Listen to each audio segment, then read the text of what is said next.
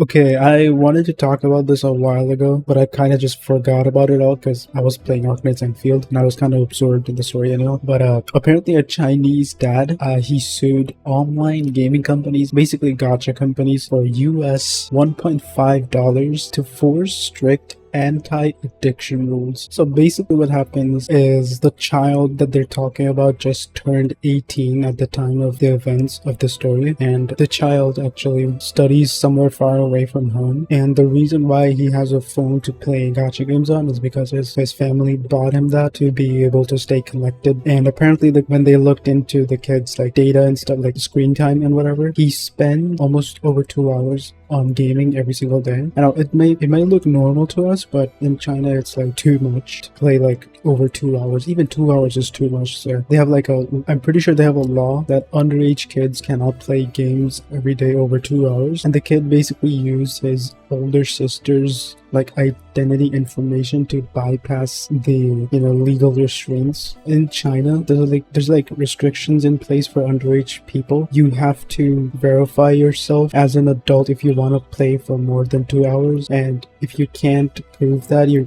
can only have access to the game for under 2 hours. And then the kid swallowed ingested 18 fever pills on the evening of May 23. The reason is unknown, but the dad is kind of just chalking it up to gaming addiction, which is, I don't know, it's kind of like a typical Asian parenting thing. Like, they don't want to understand anything else. They just want to blame everything on anything besides their own selves. Like, there could be 100 different things going on in that kid's life, but you want to chalk it up to, oh, it's definitely that phone. It's definitely just gaming. That's not the right thing. So he decided to sue these gaming companies, and the reason why his demand is so comically low, like $1.5 is because he just wants there to be restrictions in place. He wants there to be changes. He doesn't want to earn much from this, I guess. And so two things can be true at once, right? Like, he's an ignorant parent for sure. He's not acknowledging his duties as a father. He's blaming it on everything else except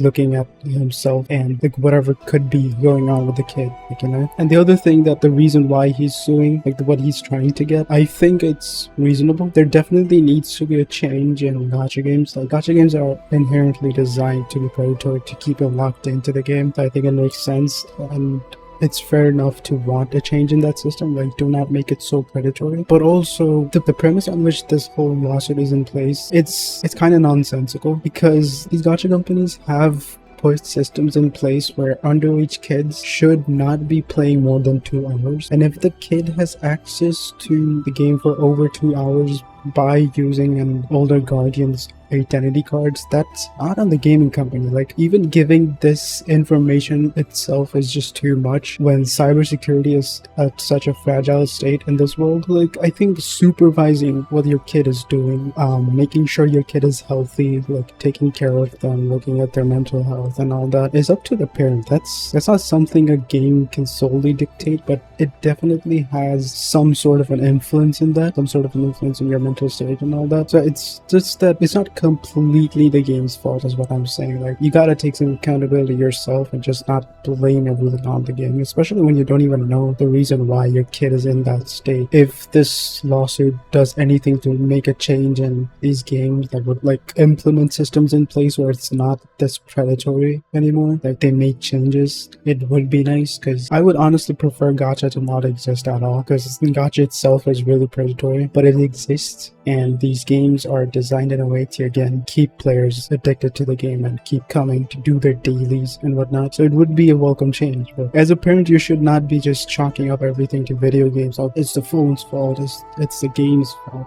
Just take some accountability yourself. Take your kid to therapy or something. Take some time with your kid, bro. That kid stays away. Like, it seems like for over a few years, the kid has been away from his family. Like, he lives away to study. So you barely have any decent amount of time to connect with the kid, and maybe you don't make enough effort to connect with the kid. I don't know. I can't really say anything much because you don't know what is happening in a person's life, in a family's life, There's so many different dynamics going on in this world, and nothing is this black and white as people trying to make it seem. More than these rules, and I'm just glad the kid is okay, and I hope that the family actually spends some time with him to understand why he did what he did, because it seems he's reluctant to even talk about the reasons. Yeah, that's about it. let me know what you guys think. Do you think this lawsuit entirely is just nonsensical? Do you think he's avoiding his duties? Do you think he's blaming everything onto gaming companies to relieve himself of any blame? Or do you think he's just completely right? He's totally logical about all this, and he's just being a good parent in general, and the kid is definitely